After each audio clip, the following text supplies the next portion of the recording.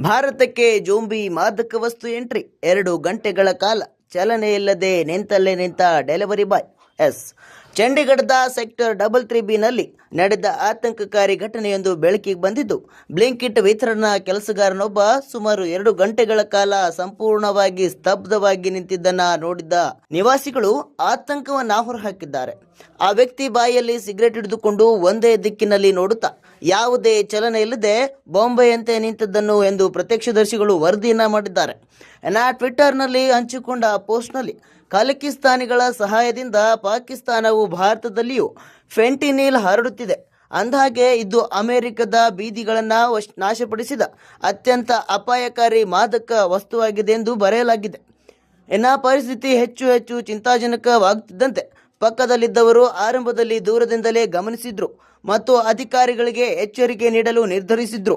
ಪೊಲೀಸರು ಶೀಘ್ರದಲ್ಲೇ ಸ್ಥಳಕ್ಕೆ ಆಗಮಿಸಿ ವಿತರಣಾ ಕೆಲಸಗಾರನನ್ನ ವೈದ್ಯಕೀಯ ಮೌಲ್ಯಮಾಪನಕ್ಕಾಗಿ ಕರೆದೊಯ್ದರು. ಅವರ ಸ್ಥಿತಿಗೆ ನಿಖರವಾದ ಕಾರಣ ಸ್ಪಷ್ಟವಾಗಿಲ್ಲವಾದರೂ ಈ ಘಟನೆ ಸ್ಥಳೀಯರಲ್ಲಿ ವ್ಯಾಪಕ ಕಳವಳವನ್ನು ಹುಟ್ಟುಹಾಕಿದೆ.